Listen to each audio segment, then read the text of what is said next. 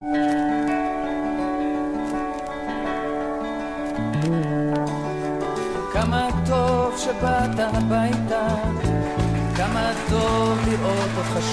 ont relevé le défi de l'Alia. Studio Kalita vous raconte leur histoire. Alia Story, c'est vous, c'est nous. Salut à tous, bienvenue. Vous êtes avec nous sur Studio Kalita, www.studiokalita.com pour un nouveau parcours d'Alia. Et celui-là, il me plaît forcément puisque il est tourné vers les enfants. Vous ne comprenez pas encore pourquoi, mais vous allez bientôt tout savoir. Bonjour Rudy Maïmon. Bonjour Cathy. Mais oui, parce qu'on parle de vous aujourd'hui, oui. Forcément. Alors, des Alias particulières, il y en a, mais la vôtre, elle est quand même un peu space, on va dire. Je ne sais pas si particulier ou pas, mais... Bah si, quand même. Après, pareil que moi, je suis space, donc, donc ça me colle donc bien. C'est bien, ça me va avec... Alors, vous étiez en France pendant 12 ans ingénieur informatique. Oui. Et vous êtes aujourd'hui responsable, créateur, fondateur de la ludothèque de Ranana. Exactement. Alors, on va expliquer bien sûr ce que c'est que cet endroit extraordinaire. Voilà. Vous êtes arrivé en Israël il y a 2 ans et demi à peu près, c'est ça ? 2 ans et demi, juin 2015, avec ma femme, mes 3 enfants. Okay. On a fait le grand pas. Vous avez fait le grand pas. Qu'est-ce qui vous a motivé à venir et pourquoi il y a 2 ans et demi ? Moi, c'est toujours été une évidence de venir en Israël. Après le bac, j'ai dit je pars. Mes parents m'ont dit non, il faut faire tes études. Après mes études, je lui ai dit je pars. On m'a dit non, il faut travailler un peu en France, te former. Il faut gagner des sous. Après, j'ai dit je pars. J'ai rencontré ma femme. Ma femme qui dit ok, on part. Elle est tombée enceinte. Elle m'a dit on part plus. Voilà, donc j'ai attendu qu'elle soit prête. Elle a mis quelques années. Ça s'est passé pendant Tzuketan ici en Israël. On était là. Et elle a eu le déclic pendant une Azaka. C'est assez particulier. Ça a le mérite d'être original. Ah oui, l'Azaka s'est terminée. On était dans un canyon. Vous étiez où ? Dans quelle ville ? On était à Tel Aviv, il me semble. On était dans un canyon à Tel Aviv. L'Azaka s'est terminée et elle me regarde. Elle regarde autour d'elle et elle me dit c'est bon, je suis prête, je veux faire mon Alia. Comme ça. En fait, elle a vu autour d'elle que les gens, malgré la guerre, malgré les événements, ça se passait bien. Les gens continuaient à vivre normalement. Parce qu'en fait, la seule chose qui la retenait, c'était mon fils. La situation sécurité. C'était mon fils, l'armée et tout ce qu'il y avait autour. Et du coup, elle a eu un déclic. Elle a dit OK. On part. Pourtant, ça paraît complètement paradoxal. Complètement. Donc, je l'ai pas laissé changer d'avis. On a fait le dossier tout de suite. On était en Israël, on est rentré, on a fait le dossier et on est parti. En 6 mois, on est parti. Donc, vous avez démissionné. Enfin, tu as démissionné de ton travail. J'ai démissionné. On a tout vendu, on a tout arrêté en France et voilà. Elle travaille, ta femme ? Ma femme est esthéticienne. Donc, d'accord. Elle a ouvert son salon ici aussi. En même temps que la ludothèque, on a fait une pierre deux coups. Alors, comment, lorsqu'on est ingénieur informatique expérimenté, parce que 12 ans de travail, c'est quand même pas mal, devient-on, comment je vais te dire ça, patron de ludothèque, certes, mais en tout cas, monsieur Lego, monsieur jeu, monsieur créativité et à plein temps. Ouais. Comment on passe de l'un à l'autre ? Déjà, tous ceux qui font leur alias savent comment ça se passe au départ. On a l'Ulpan, on peut pas travailler parce qu'on se rend compte que c'est à temps plein, il faut apprendre la langue. Une fois qu'on finit l'Ulpan, on se dit allez, on rentre dans le vif du sujet, on va chercher du travail. Et là, j'arrive avec mon CV bien fourni, 12 ans ingénieur informaticien, je commence à parler l'hébreu après 6 mois d'Ulpan. Et là, on me ferme les portes au nez en me disant il faut parler anglais. Je dis, on a fait parce que quand Israël, tu ne parlais pas l'anglais en fait. Je parlais pas l'anglais, comme un Français, j'ai envie de dire. Ouais, donc en tout cas, pas un niveau suffisant pour travailler en anglais. Non, pour l'histoire, j'ai eu 4 au bac. Donc voilà un peu le niveau. En plus, avec un petit handicap concernant l'apprentissage des langues. D'accord. Voilà. J'ai essayé de me défendre en disant regardez mon CV, je suis dans la technologie Microsoft, c'est assez bien réputé. On m'a dit non, sans la langue, tu pourras jamais faire ce que tu faisais en France. T'étais pointu dans ton métier en France ? J'étais pointu, j'avais une casquette d'expert Microsoft, toutes les technologies Microsoft réunies. C'est-à-dire tous les langages, tous les softs. J'étais un peu généraliste, donc j'avais aucun problème là-dessus en informatique. Mais la langue, tu t'es dit, j'y arriverai pas. Voilà, on m'a tout de suite dit, si tu vas pouvoir, mais tu retournes 12 ans en arrière. T'as pas voulu. Et psychologiquement, c'était très difficile. Très difficile. C'est-à-dire qu'on t'a dit oui, ok, on t'embauche, mais tu rentres. Alors, j'ai pas eu jusqu'à on t'embauche, mais on m'a plutôt dit réoriente ta recherche vers du débutant, vers quelqu'un qui sort d'école. C'est là où tu pourras trouver quelque chose, quoi. Donc psychologiquement, c'était très difficile de se dire finalement j'ai fait l'ALIA, déjà je recommence tout depuis le début. Il va falloir aussi que je recommence tout dans ma carrière. Donc grosse remise en question. Et c'est là où je me suis un peu réfugié dans les Lego. En même temps, c'était pas nouveau, ça. Non, c'était pas nouveau. Ce refuge Lego pour toi. Mais là, tu en fais depuis tout petit. Depuis tout petit, j'ai repris depuis quelques années grâce à ma femme qui a accepté ma passion. Parce que ça prend de la place, une passion pareille. Et ici, à un moment donné, je sortais plus, je faisais plus grand-chose et j'étais à la maison et je faisais du Lego, matin, midi, soir, la nuit. Pourquoi ? Parce que tu étais un peu déprimé ? Ouais, je sais pas. C'était mon refuge, c'était mon univers à moi. Laissez-moi tranquille, je m'invente mon univers en Lego. Alors, tu l'as tellement bien inventé ou réinventé ton univers en Lego qu'à l'époque, tu as créé une page, l'univers de Rudy, une page Facebook en hébreu. Tout à fait. Pour essayer de voir qu'est-ce qui existait sur le marché israélien en Lego. Voilà, parce qu'en fait, tout de suite, quand je suis arrivé ici, j'ai contacté tous ceux qui pouvaient être fans de Lego. En tant qu'adulte, je me suis rendu compte qu'il y avait beaucoup de collectionneurs. Des gens super, mais qui collectionnent uniquement du Lego. On achète tel qu'il est. Moi, je suis plutôt dans la créativité. C'est-à-dire qu'on prend une pièce de Star Wars, une pièce de Lego Ninjago et qu'on en fait... Exactement, c'est des grosses caisses de vrac, toutes les pièces mélangées, je les trie par couleur, par taille, machin, et je crée ce qui me plaît, ce que j'ai envie. Ça passe de la Batcave de Batman à une voiture. Il y a de tout. Il y a de tout. Des villes, tout ce qu'on veut. Ouais. Alors, tu as commencé à voir ce qu'il existait dans ce milieu. Oui. Tu as vu que c'était pas grand-chose, mais quand même, tu t'es fait connaître. Oui. Et puis, je me suis fait connaître. J'ai eu une société Dr Lego qui m'a contacté. Ouais. Et qui m'a ça, dit, c'était au bout de 6 mois. C'était au bout de 6 mois. Et qui m'a dit, tiens, j'ai vu ce que tu faisais. Nous, on est orienté Mendes, donc ingénierie. Et on aimerait chercher des personnes qui, eux, sont plus sur la créativité. Et ils m'ont invité à venir avec eux aux 50 ans de la Knesset. Et on a construit en Lego la Knesset. Donc, je suis resté là-bas 3 jours. 3 jours à la Knesset ? 3 jours. Donc, le premier jour, installation, tout ça. Et après, je suis resté pour l'événement, donc pour les 50 ans, où ils m'ont proposé aussi d'exposer. J'ai apporté un petit peu de construction à moi, où je fais une belle table. Alors, tu as construit la Knesset, tu as reconstruit la Knesset en Lego. Voilà. Combien de pièces ? Alors, je sais pas trop.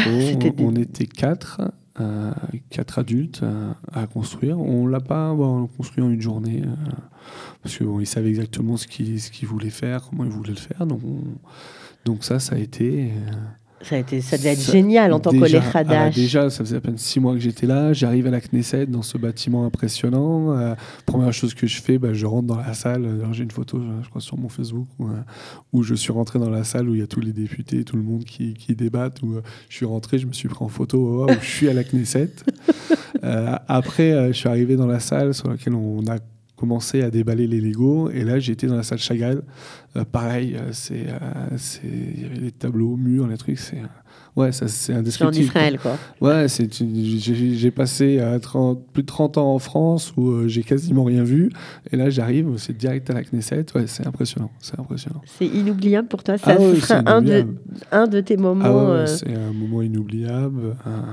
C'est pas comme si, je sais pas, d'un côté, on t'envoyait une petite perche en te disant, voilà, regarde, si tu allais de ce côté-là. Alors, je l'ai pas pris comme ça, je l'ai pris quand tout est réalisable. Tout est réalisable, tu peux faire ce que tu as envie. Ce que tu as envie, il suffit de rien, quoi. Pourtant, quand ils m'ont invité, la première chose, j'ai dit je sais pas, c'est 2 jours à Jérusalem, comment je fais pour y aller, machin. Au début, voilà, j'en ai parlé à 2-3 amis, ils m'ont dit mais t'es stupide, fonce, réfléchis même pas, tu verras plus tard comment tu fais, quoi. Donc j'avais pas de voiture à l'époque, donc j'ai loué une voiture. J'ai trouvé une amie alors je lui fais un petit coucou, qui a accepté de venir avec moi. Elle qui parlait très bien l'hébreu, donc elle m'a aidé sur tout ça. Comment elle s'appelle, ton amie Tali. Tali, merci Tali alors. Ceux qui connaissent, responsable du site Tinocland. Ok, voilà. Ouais. Et grâce à elle, qui était derrière moi en me poussant, qui dit vas-y, on y va, tu vas voir, tout va bien se passer. Donc elle m'a aidé sur l'hébreu. On l'a fait. Ok, alors après cette exposition à la Knesset, tu te dis, alors ingénieur informatique, ça va pas le faire, mais j'ai peut-être envie de vivre de ma passion. Alors, c'est même pas moi qui me dis, c'est mon entourage. Mon entourage qui vient à la maison, qui ont vu donc toutes mes créations, ma ville. Oui, parce que quand tu as dit en début d'interview, ma femme a accepté ma passion, tu n'as pas dit que tu partages ton salon entre ta famille et tes Legos. C'est ça. Donc, en fait, j'ai une partie. Mais en fait, c'était les conditions avec ma femme. Ah, dès le début. Voilà, c'était. Mais plus des conditions, elle. En France, j'avais mes Legos, il y en avait partout. Ici, en Israël, elle t'a dit tu vas ranger. Elle m'a dit tu vas ranger, tu vas avoir une salle à toi. Mais je ne veux pas ni une cave ni un grenier. Je veux que tu restes avec nous. Donc en gros, j'ai aménagé ma salle au bout de salon et j'ai mon bureau sur lequel je travaille qui est à 1 mètre du canapé. Donc, alors c'est super intéressant parce qu'on dit souvent que l'enfant se développe, même l'adulte d'ailleurs, l'homme se développe par imitation et l'enfant pour se développer vraiment a besoin de jouer. Il apprend en jouant. Qu'est-ce que ça a fait chez vous, chez vos enfants, le fait de rentrer le jeu comme ça en plein cœur du salon? J'ai des enfants qui sont ultra créatifs. Surtout ma deuxième, donc ma plus grande fille, qui a une créativité débordante et qui arrive aujourd'hui à réaliser ce qu'elle veut, que ce soit en Lego ou en papier, carton. Voilà, cette semaine, elle nous a fait j'avais fait un petit concours à la ludothèque, elle m'a fait un truc. Elle a 7 ans et je suis à chaque fois épaté quand je la vois, faire. Alors, on vous conseille de vous focaliser là-dessus, puis l'idée fait son chemin et vous montez finalement une petite structure. Je crois que vous êtes fait aider par Mathis, c'est ça? C'est ça. Alors, avant ça, j'ai fait à la maison. Des cours à la maison. Des cours à la maison Lego. Tout le monde m'a dit, vas-y, fais-le, tu vas voir. C'était pendant les vacances de Pessah. J'ai eu peut-être une 50aine d'enfants qui ont défilé sur 3-4 jours. Et c'est là où j'ai dit, je vais faire quelque chose avec les Lego. J'ai cherché, déjà, au base, c'était que les Lego. J'ai dit, je vais me déplacer chez les gens, je vais me déplacer dans les écoles. Et je me suis rendu compte que c'était très compliqué. Pourquoi? Déjà, au niveau des prix de location pour avoir une salle, ça coûte cher. Et aussi de préparation. Il faut que je trimballe les Lego. Et il faut que je l'installe, que je prépare. Donc il vous fallait un endroit à vous. Et voilà, c'est ça. J'ai dit, je vais prendre un endroit à nous. Donc au départ, j'ai dit, tiens, je vais me prendre un 30 mètres carrés à moi, des Lego, je vais tout installer. On voit d'ailleurs ce que c'est devenu entre le moment où vous parlez et ce qui existe aujourd'hui. Et donc, pareil, j'ai commencé à chercher. Pareil, je me suis rendu compte que c'était extrêmement cher, un 30 mètres carrés, et que finalement, fallait que je développe plus grand. Donc aujourd'hui, vous avez une ludothèque qui fait combien intérieur 120 mètres carrés et j'ai un jardin de 120 mètres carrés aussi, plus des espaces, plein d'autres espaces que j'essaye d'utiliser. Donc on ne va pas rentrer dans toutes les étapes, mais finalement vous êtes fait aider par Mati. Alors je me suis fait aider par Mati, qui ont pris mon projet, qui ont dit le projet est intéressant, on va te suivre, on a monté un business plan, on a monté un dossier, on a été voir les banques. Ils vous ont aidé. Ils m'ont aidé, ils m'aident encore aujourd'hui. C'est Yossi de Mati qui est toujours présent avec moi dès que j'ai une question. Vous pouvez l'appeler. Je l'appelle dès que j'ai un doute sur quoi que ce soit, il est présent, il passe me voir, je passe le voir. C'est vraiment un encadrement quand on dit de A à Z. Je ne suis pas encore à Z, mais ils m'encadrent toujours. Ils ne se sont pas arrêtés à B. Ok, donc vous montez finalement grâce à eux, grâce à l'obtention de prêts bancaires qui vous ont aidé à obtenir aussi votre ludothèque. Alors elle existe depuis combien de temps? J'ai ouvert en septembre 2016. Ok. Donc elle a 1 an et demi là, aujourd'hui. Combien d'enfants passent chez vous tous les jours? J'accueille tous les jours entre 20 et 25 enfants. Des habitués.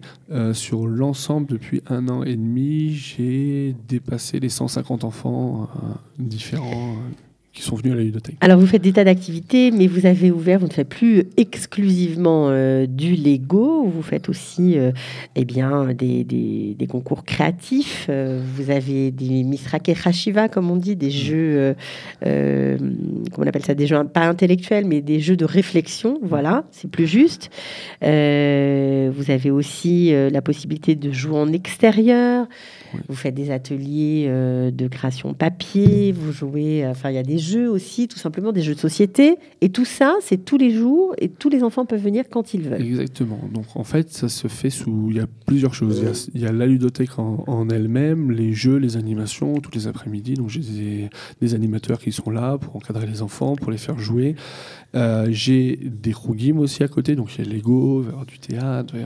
Vous faites plein de choses. Plein de choses sur la créativité. Il y a des ateliers aussi, des intervenants qui viennent de temps en temps, de la magie, de la pâtisserie. On va essayer de faire un maximum de choses, toujours autour de la créativité et de l'imagination. Vous avez toujours aimé les enfants et leur univers? J'ai toujours aimé les enfants, j'ai toujours aimé jouer avec les enfants. Ça, vous m'invitez à la maison, je ne vais pas rester à table assis à côté de vous, je vais tout de suite aller dans la chambre avec les enfants, aller jouer avec eux. J'aime leur faire découvrir, j'aime leur faire aussi sortir des cases. On prend un jeu de société, il y a les règles qui sont écrites, c'est bien, mais regardez, on peut les changer. On peut, voilà. Quand on pense aux bagarres qu'on a quand on joue aux jeux de société en famille, quand on ne respecte pas les règles, oulala, vous allez être... Alors non, on se met d'accord au départ, qu'est-ce qu'on fait? Alors souvent, règle 1, règle 2, règle 3, laquelle on choisit, on s'est mis d'accord, hop, on a changé les règles, et on le fait. Ça peut très bien être un puissance 4, les yeux bandés. On fait en équipe, les yeux bandés, il y en a un qui dirige gauche-droite, l'autre qui a les yeux bandés et qui met...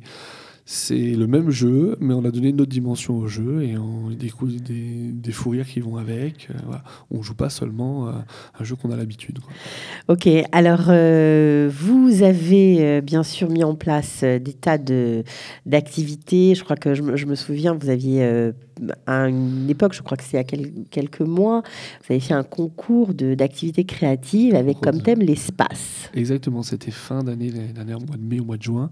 Concours créatif où j'ai dit aux enfants, voilà, vous amenez des choses du recyclage, une boîte de céréales, des bouteilles, et vous me faites même c'était pas sur l'espace, c'était sur le ciel de façon générale. Ciel, pardon. De façon générale, mais c'est vrai que ça s'est orienté l'espace. Il y a eu pas mal de fusées, il y a eu l'univers qui a été représenté avec les planètes. Chaque enfant est venu avec son matériel et avec sa créativité. Ça a duré 2 heures de temps. Ils sont rentrés vraiment dans le jeu et ils ont présenté voilà ce que je peux faire avec des bouteilles de lait et des boîtes de céréales. Et c'était vraiment sympa. Moi, quand je vois ça, je suis toujours impressionné de voir qu'il suffit de rien pour que l'enfant soit créatif. Au départ, je sais pas, j'ai pas d'idée. Alors c'était une activité, en tout cas c'était une création, cette ludothèque, plutôt à destination des enfants israéliens. Oui. Ça, c'était la création. Oui. Vous parliez en hébreu, c'était vraiment pour eux. Qu'en est-il aujourd'hui ? Alors, c'est vrai qu'au début, toute la communication, les animateurs, tout était en hébreu. Je me suis dit, tiens, je vais apporter une nouvelle sorte de tsaharon en Israël. Mais avec le temps, il n'y a que les Français francophones qui viennent. Alors, il n'y a plus d'Israéliens du tout ? J'en ai de temps en temps, 1, 2, qui viennent par-ci, par-là, qui viennent voir par curiosité, qui viennent passer une après-midi. Ils apprécient. Ils apprécient. J'ai des anniversaires où il y a les classes complètes, donc 35 enfants, viennent. La majorité d'Israéliens. Vous faites tout. Voilà. Mais ça parle un peu moins aux parents. Déjà, ils ne comprennent pas, parce que je suis ouvert jusqu'à 19h. Ils ne comprennent pas comment on peut être ouvert jusqu'à 19h. Donc, j'essaie d'expliquer que ça permet aux gens de travailler. Ça permet aux francophones de travailler dur. De travailler. Mais pas seulement, même si une maman finit à 5h, 5h30, elle a 1 heure pour elle, pour organiser la maison, pour organiser les courses, pas forcément avoir les enfants dans les pattes, ce qui est difficile. Donc se dire, tiens, elle a un endroit. C'est une autre mentalité voilà. Pour ça. Et en fait, de fur et à mesure, ça s'est transformé. Aujourd'hui, quand j'en parle, je parle d'un centre aéré à la française. Parce que finalement... Ça passe mieux. Ça passe mieux, mais surtout les gens ils comprennent mieux. Pourquoi je dis à la française ? Parce que ça reste un endroit où il y a des règles. C'est des règles classiques, il y a des règles à la maison. Je mange, je débarrasse, je salis, je nettoie, je joue à un jeu, je le range. Ce que les Français comprennent, c'est des choses qui sont naturelles pour eux parce qu'on a ça dans l'éducation française, Ouais. que les Israéliens ne comprennent pas. Quand j'ai des Israéliens qui viennent, ils suivent 1, 2, ils prennent tous les jeux, ils vident tout sur les tables, vident tout par terre et ils vont faire autre chose. Quand je leur dis maintenant vous allez jouer, il faut le ranger parce que si vous voulez rejouer après, vous allez plus trouver les pièces. Ils comprennent pas, ils me regardent d'air pourquoi voilà. Donc c'est un peu ce décalage-là. Les Français comprennent que c'est donnant-donnant. Il y a des règles, ils suivent les règles. En échange, ils peuvent faire ce qu'ils veulent. Donc ça s'oriente malgré vous vers les francophones, mais c'est toujours ouvert pour tous. Ah bien sûr, c'est toujours ouvert pour tous. Alors, votre particularité, c'est quand même les Lego. Enfin, Oui. ta particularité à toi, Ouais. en tout cas. Et qu'est-ce qui existe, en fait, en événements Lego? Parce qu'en France, on est habitué à avoir des endroits complètement dédiés au Lego. En France, c'est Immense. quasiment toutes les semaines. Voilà, Toutes les il y a semaines, tout le temps des événements. Qu'est-ce qui existe Alors, aujourd'hui en Israël?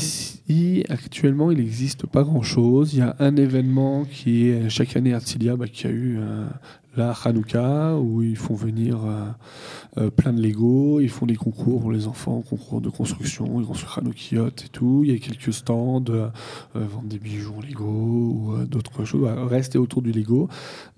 C'est pas ultra développé comme nous on a en France. C'est-à-dire ceux qui viennent pour visiter vont se rendre compte qu'il n'y a pas grand-chose à voir. Mais bon, ça a le mérite d'exister. Il y a le Lego Park aussi, chaque année. Chaque année, ils font le Lego Park. Ils l'ont fait l'année dernière à Tel Aviv, cette année à Rishon LeZion. C'est pendant l'été en général. C'est pendant l'été. C'est orienté Lego, mais encore une fois, si on vient pour voir des choses qui ont été faites en Lego ou pour apprendre, il n'y a pas. Oui, c'est toujours. Ce qu'on peut regretter, c'est que c'est souvent très commercial en C'est Israël, commercial. ce qui existe en Ouais. matière de Lego. C'est estampillé Lego, c'est la marque Lego. Ouais. La marque Lego n'est pas présente en Israël, c'est les importateurs qui s'occupent de tout ça. Donc c'est orienté effectivement marketing et pas Et forcément on le plaisir. regrette. Bon, alors Ouais. il faut quand même noter que parfois certains grands artistes viennent exposer leur travail en Lego. Alors c'était magnifique. Je sais qu'il est venu il y a quelques années en Israël. Je parle de Nathan Zawaya, c'est ça? Savoya, ouais. Savoya, voilà, tu me corriges, pas de problème. C'était très très beau. Voilà, vraiment. Et alors là, la créativité, elle est démentielle, quoi. Alors lui, c'est un artiste à part entière. Pareil, il a choisi, il s'est orienté tout de suite. Il fait des bustes, il fait des choses en Lego, donc souvent du monochrome. Avec du relief, ouais, c'est très très beau. C'est très beau, mais lui, voilà, c'est un artiste qui expose. Il expose partout dans le monde. Il a fait Paris l'année dernière. Il fait partout en Europe. Il a fait Tel Aviv il y a 2 ans ou 3 ans. 3 ans, je crois. Ouais. Et oui, c'est. Mais voilà, on est encore dans une autre dimension du Lego. Alors justement, ça te donne pas envie, toi aussi, de créer quelque chose où la créativité serait plus mise en avant que le côté commercial, et quelque chose aussi pour les adultes, après tout, ou pour donner peut-être même une perspective aux enfants qui grandissent et qui aiment encore le Lego, comme toi. Parce qu'après tout, tu as passé les 20 ans, je crois. C'est ça, à peine. À peine. On peut pas faire quelque chose? En Israël, il y a un sacré travail à faire là-dessus. Un enfant, c'est un enfant, un adulte, c'est un adulte. Ils ont beaucoup de mal sur l'adulte qui est resté enfant ou qui fait des activités d'enfant. Mais en ce moment... C'est pas un guévert, celui-là. Non, un guévert israélien mais... qui ferait des Legos, ça fait bizarre. Et pourtant, voilà, je fais du Krav Maga, je suis Mitnadev au Magav et je joue au Lego. Je m'habille en orange, même parfois en rose. Ma couleur préférée, c'est le rose. Donc, tout peut être mélangé. Il n'y a aucun souci là-dessus. Il y a pas mal de choses qui se font là en Israël, autour des Lego, autour des adultes. Ils essayent de comprendre comment on peut être adulte et qu'on peut encore jouer à Lego. À quoi ça nous sert? Qu'est-ce que ça apporte? D'ailleurs, on te contacte, on te fait toujours intervenir dans certaines manifestations. Ouais, mais j'ai eu la télé où on m'a demandé de faire une petite activité pour les enfants à la télé. J'ai eu aussi un magazine, un journal, Ynet, qui est venu te voir. Contacté, pour parler quoi pour parler Lego, comment on est adulte et comment on continue à jouer au Lego et pourquoi on joue au Lego, comment la famille accepte, comment la femme accepte ça, comment les enfants réagissent. Et donc, il se pose beaucoup de questions. Donc, c'est positif parce qu'il se passe quelque chose. Il se passe quelque chose. Moi, je fais partie d'un groupe d'AFOL, ça s'appelle Adult Fan of Lego. C'est une communauté qui... Eh ben, tu vas nous le donner, comme ça, s'il y a des adultes fans of Lego, eh bien, pourquoi pas, ils vont te rejoindre. Il y a un groupe Lego en hébreu, je ne sais plus comment il s'appelle. C'est pas bien, ça. En fait, je suis toujours dessus, donc le nom du groupe, je me rappelle. Bon, en tout cas, c'est pas grave, on peut te contacter sur ta page Facebook pour intégrer ce groupe. Alors, qu'est-ce que vous faites dans ce groupe? On partage notre passion, ce qu'on a acheté, ce qu'on a construit, ce qu'on a fait, et on essaye avec eux d'organiser une exposition. Une exposition, donc au moment, on en est à l'idée. D'exposer, de présenter ce qu'on aime faire, ce qu'on aime créer pour partager. Aujourd'hui, je pense qu'un adulte qui joue au Lego, comme moi, ce qu'il aime, c'est partager. Ça veut dire, moi, je prends beaucoup de plaisir à montrer aux enfants ce que je fais, montrer aux enfants comment le faire, qu'avec quelques briques, on peut faire quelque chose d'assez... Et justement, tu as fait, dans le cadre de ta ludothèque, un truc très chouette, je trouve, pour les addicts de jeux vidéo. Tu leur as fait construire, en fait, une espèce de borne, c'est ça? C'est une borne d'arcade. De jeux vidéo, où dedans ils vont retrouver tous les anciens jeux vidéo qu'on avait quand on était enfant. Mais construite par eux. Et ils ont construit. Voilà, donc pareil, donc la ludothèque, c'est sur le jeu, la créativité, bien sûr, de jeux vidéo. Voilà, je crois qu'on la voit à l'image, la borne. Ouais. Voilà. Je veux pas qu'on se cantonne à je joue aux jeux vidéo, c'est super, on est devant les écrans. Non. Là, ce que j'ai voulu leur montrer, c'est qu'on peut soi-même fabriquer. Donc, on a fabriqué complètement la borne, le bois, on l'a monté, on l'a assemblé, on l'a poncé, on l'a peint, le meuble. Après, une fois, on a les composants électroniques. Du coup, ça devient même plus intéressant que de jouer au jeu, quoi. Oui, quand il y a un enfant qui arrive et qui dit « Moi, je l'ai construit, c'est moi qui l'ai construit », ouais, c'est complètement autre chose. Voilà, et ils voient la borne d'arcade, c'est un peu leur jouet. J'ai certains enfants qui, dès qu'ils rentrent, c'est à moi. Donc avec ces enfants donc, que tu commences à former, ces groupes de fans adultes, les choses vont peut-être bouger. J'espère, on est tout au début et voilà, c'est ce que je dis toujours là. De toute façon, Israël pour moi c'est ça, on est au début de tout, il n'y a plus qu'à développer.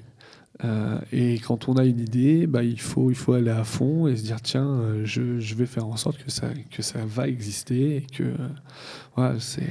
Alors j'imagine quand même que lorsqu'on a été ingénieur en informatique, qu'on arrive, qu'on a des enfants, qu'on se lance dans un nouveau projet, financièrement, c'est pas facile. Financièrement, c'est pas facile. C'est rien à voir avec ce qu'on a connu en France.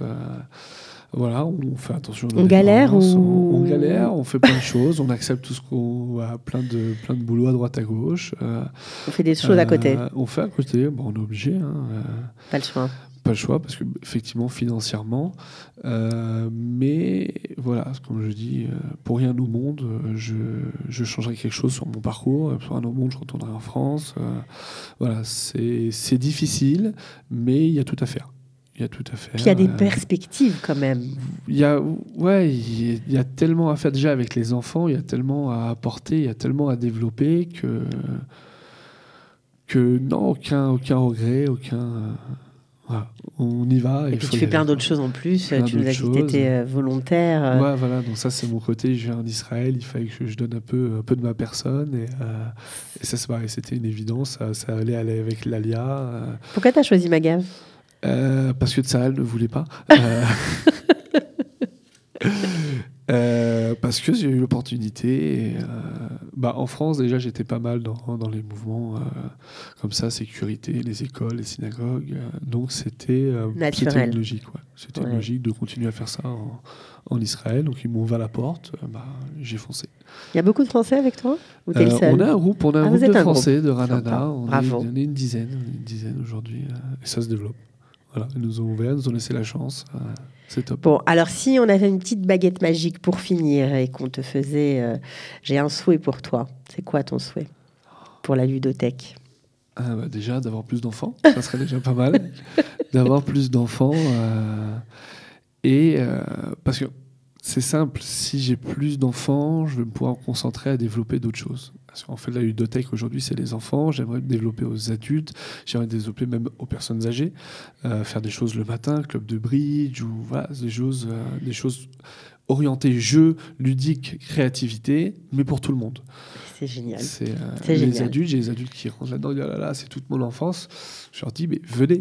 Venez, ouais, les enfants, mais non, venez déstresser Ouais. à la ludothèque. C'est ça, parfois j'ai des parents qui viennent chercher un peu plus tôt leurs enfants, ils s'assoient, on fait un jeu, Ils jouent de avec. société. Sympa. Voilà, c'est retrouver un moment, quelque chose que moi j'avais besoin avec mes enfants, c'était passer du temps avec eux. Passer du temps avec eux, c'est à travers le jeu. Et c'est ce que je dis aux parents, venez jouer avec vos enfants. Ok, C'est je pense que ça va être le mot de la fin. Ouais. Voilà. C'est En tout ça. cas, venez jouer avec vos enfants en Israël. Et bon, c'est un peu loin de nous, c'est à Ranana, mais il y a les vacances pour venir vous voir. Et puis pour tous ceux qui sont dans le centre du pays, c'est pas si loin, Tel Aviv, Ranana. J'ai des enfants de Givat Shmoel, Ouais, de Herzliya, j'imagine. de- Des gens qui viennent de partout. Ils viennent de partout. Ouais. Ok, eh bien, merci beaucoup de nous Merci à avoir égayés aujourd'hui, on va dire ça comme ça. Rudy Maimon, un joli parcours d'Alia. Bon courage Merci. pour vos projets et puis ça va faire des adultes plus sympas tout ça. J'espère bien. J'espère bien que la prochaine génération soit une génération de créatifs. Moi ça me va moi. Merci beaucoup. Ciao. כמה טוב שבאת הביתה, כמה טוב לראות אותך שוב. Ils ont relevé le défi de l'Alia. Studio Kalita vous raconte leur histoire. Alia Story, c'est vous, c'est nous.